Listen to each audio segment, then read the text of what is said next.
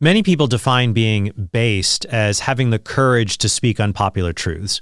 In a previous episode, I showed Pope Francis being based when he said women can't be priests or deacons. For a little girl growing up Catholic today, will she ever have the opportunity to be a deacon and participate as a clergy member in the church?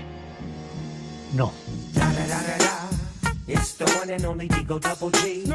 But just because hard truths are often unpopular, that doesn't mean everything that's unpopular is a hard truth. Sometimes it's unpopular because everybody knows that it's wrong. In today's episode, I want to talk about how some people relish the backlash that comes from being based, and they love it so much they're unable to see that they aren't being holy, they're being heartless. And this kind of heartless mentality can send you to hell. First, there are people, including self-described Christians, who harbor a deep resentment towards women that leave pornography to become Christian. Here's an example. Bree Solstad used to create pornography, and I even blocked her account because of it. But one of her friends asked me to unblock her because she repented and she now fully embraces the Catholic faith. I asked Bree to send me some screenshots of how people treated her after her conversion, and it's tragic to see the bitter anger in these people's hearts. They write, "Former porn actress, you are a disgrace and not welcome in my church. No matter how hard she prays, it won't help her. God bans porn stars from heaven. God won't take you in, so hell will be waiting for you."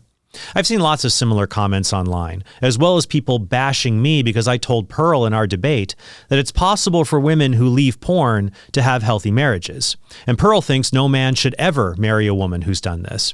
People who think that say that these women are just permanently damaged goods who should be shunned. I saw similar reactions covering Fitness Nala's conversion to Christianity, which I've discussed in a previous episode. There's this idea that these women, especially those who made a lot of money on OnlyFans, haven't paid the price for their sins. And so they still need to suffer for what they've done. But if you think a person needs to pay the price before God can forgive his or her sins, then you do not know the gospel of Jesus Christ. And if you complain about people who got to sin and were still saved, even though you followed all the rules, you know what you sound like? You sound like the bad guys in Jesus's parables. That's what the older brother in the parable of the prodigal son complained about when his pride kept him from rejoicing over his brother's salvation. That's what the workers in the vineyard complained about when they objected to the workers who showed up for the last hour being paid the same as them. Being a Christian means you don't view salvation as a transaction or a deal. Salvation is a merciful gift of God we accept through God's grace. It's something we desire for every single person because God desires the salvation of every single person. But our heart cannot be open to God's mercy if we withhold mercy from other people. Jesus said on the Sermon on the Mount, "Blessed are the merciful, for they shall obtain mercy," which implies that those who are not merciful will not obtain mercy. Jesus makes this same point in the parable of the unforgiving servant when he sums up the lesson. Then his Lord summoned him and said to him, "You wicked servant, I forgave you all that debt because you besought me. And should not you have had mercy on your fellow servant as I had mercy on you?" And in anger his Lord delivered him to the jailers till he should pay all his debt. So also my heavenly Father will do to every one of you if you do not forgive your brother from your heart. As I noted in a previous episode, that doesn't mean we should not be on the lookout for false converts trying to get attention. It also doesn't mean that brand new converts should be a public face of the faith. But it does mean we can't be Christians if we close off our hearts to certain people, like if we treat former female porn producers differently from other sinners and consider them permanently damaged goods. And as I noted in my episode on Father Radcliffe, this also happens among liberals who treat sinners they detest more than others, like neo-Nazis, for example, as being irredeemable and permanently unsafe. Both the far left and the far right can treat people as being beyond the love of God. But in this episode, I'm focusing on when this happens among the right, especially those who want to be based. For example, Calvin Robinson is a conservative commenter who previously served as an Anglican priest, but is now a priest in the Old Catholic Church, a denomination that is not in communion with the Pope. Back in August, he posted a clip with the following caption: "Migrant dinghy crushed by Spanish police boat. It can be done. The Spaniards know how to reconquista." Now, I have defended a nation's ability to deport people and police its borders. You can hold that view while still having a heart that grieves when situations like this happen to migrants. Back in February, drug traffickers ran over a police speedboat in Spain and killed 2 officers. This kind of maneuver can kill people, and so to gloat over it being done to migrants instead of soberly discussing it expresses a heartlessness that is unbecoming of a Christian. But one of the most heartless things I've seen people, including Christians, express has been a hatred of interracial marriage. This post on X got over 3 million views and thousands of likes for showing an interracial family and simply saying miscegenation, race mixing, is a sin. Or this meme saying the brightest people support abortion for certain races, which is just eugenics. Many of the people saying miscegenation is sinful don't give a reason for why it's sinful, except their own reactive disgust towards interracial children.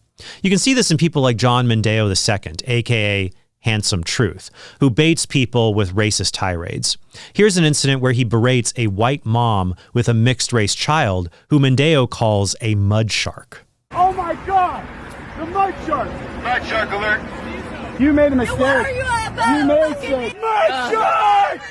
Mud shark! I truly believe someone with this attitude would walk right out of heaven and into the racially segregated parts of hell, because heaven, with its different races and people who are of mixed race worshiping God all together, that would be hellish to that person.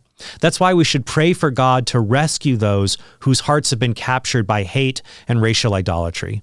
Pope Pius XI said those who make an idol out of race are far from the true faith in God. Nazi Germany, for example, was not trying to promote Christianity, but a kind of paganism. And part of this heartless racism comes from a revival of neo-paganism. Consider this response to the X post saying race mixing is sinful. It says, miscegenation was always traditionally considered one of the most grievous sins against your family, caste, and ancestors prior to Christianity, which introduced its plebeian values everywhere. Christianity is hardly the sole arbiter of what is or is not sinful. I only have 6 words to say to that. Cope harder, pagan. Jesus is Lord. What makes Christianity, and especially its expression in the Catholic Church, so beautiful is that it's universal. The word Catholic even means universal, kata holos, according to the whole. Our faith is not confined to a culture, a nationality, or a race. It is one faith for the entire human race. And there is only one human race made up of many different and equally dignified ethnicities. That's why the church has never taught that interracial marriage is sinful. The Bible even records an episode where God punished a critic of an interracial marriage. In Numbers 12:1, it says, Miriam and Aaron, Moses' siblings, spoke against Moses because of the Cushite woman whom he had married, for he had married a Cushite woman. Cush is another word for Ethiopia, and it refers to black Africans who lived south of Egypt. The Bible recognizes they had unique skin color when it uses the same Hebrew word for Cushite in Jeremiah 13:23. It says, "Can the Ethiopian change his skin or the leopard his spots?" But in Numbers 12, God becomes angry at Miriam for criticizing Moses. It says, "The anger of the Lord was kindled against them, and he departed. And when the cloud removed from over the tent, behold, Miriam was leprous, as white as snow." And in fact, God was saying, you prefer light skin to dark skin, Miriam? Here, you can have the lightest skin of all. Now that is a based move. The Catholic Church was actually one of the leading advocates to overturn bans on interracial marriage in the United States. In 1948, Catholic couple Andrea Perez and Sylvester Davis sued to overturn a California law that said, quote, "No license may be issued authorizing the marriage of a white person with a Negro, mulatto, Mongolian, or member of the Malay race." Perez was considered white under California law in spite of her Mexican heritage, and she and Davis sued California by claiming that the law inhibited their freedom of religion because they were free to marry in the Catholic Church that they both attended. The U.S. Supreme Court didn't strike down all interracial marriage bans until Loving versus Virginia in 1967. During this period, moral theologians like Father Joseph Doherty addressed this issue in works like his 1949 thesis, Moral Problems of Interracial Marriage. Doherty points out that even theologians who personally discouraged interracial marriage considered bans on the practice to be immoral violations of the natural right to marry. But Doherty goes further. Some Catholics claim that while interracial marriage isn't a sin, the church discourages it, and people have a general duty to marry within their own race in order to preserve it. But that's not true. The church doesn't teach that. You can value your own ethnicity as long as you don't idolize it. And you're free to marry someone of your own ethnicity. But the church does not teach that this is the ideal, and the church does not discourage interracial marriage. Some church leaders may have discouraged it in the past in historical contexts where interracial families experienced severe racist hardship because of unjust laws. But that doesn't mean the interracial unions themselves were undesirable. However, the church does have teachings on other kinds of mixed marriages. For example, the church discourages interfaith marriages when Catholics marry non-Catholics or even non-Christians.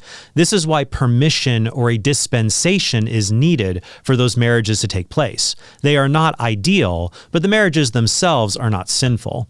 However, no such permission is needed for interracial marriage. People who defend the view that it's discouraged by the church, they usually end up citing individual theologians or priests who personally discourage race mixing. But this wasn't official church teaching. Or they'll quote church fathers that say you should prioritize your own kin over strangers, which has nothing to do with marrying someone of a different race and is just talking about the principle of subsidiarity. That's why Doherty says, a careful search has failed to reveal any official documents of the church bearing specifically on the morality of interracial marriages as such. So if you care more about being based than about having a merciful heart, then your heart is not prepared to receive God's love for all eternity in heaven. That's true for all of us, which is why we need God's transforming love. We long for the promise of God in Ezekiel 36:26. A new heart I will give you, and a new spirit I will put within you. And I will remove from your body the heart of stone and give you a heart of flesh. When I see someone getting angry at interracial families or porn stars converting, I see someone with a heart of stone, and I pray for God to change his or her heart. By the way, throughout this episode, I've mentioned the human heart a lot, and there's a reason for that. Pope Francis just released a wonderful encyclical called Delexit Nos, Latin for He loved us, and it calls us to a deeper understanding of the Sacred Heart of Jesus. Some Protestants and even Eastern Orthodox find this devotion strange, but the Pope assures us that, quote, devotion to the heart of Christ is not the veneration of a single organ apart from the person of Jesus. What we contemplate and adore is the whole Jesus Christ, the Son of God made man, represented by an image that accentuates his heart.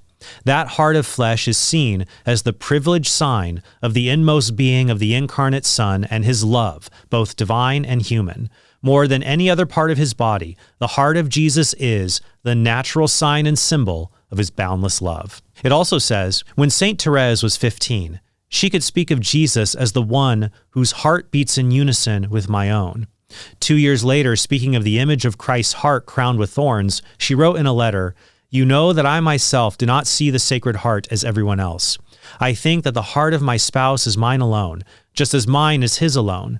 And I speak to him then in the solitude of this delightful heart to heart, while waiting to contemplate him one day, face to face. If you're jealous that you followed all the rules, but other people got to sin and had a conversion later in life, you need to spend some time with Jesus.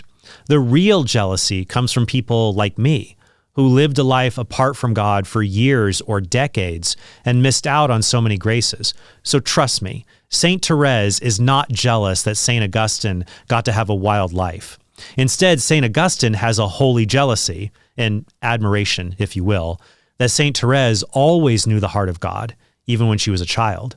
Many people become heartless on the internet because it's an inhuman, depersonalizing space.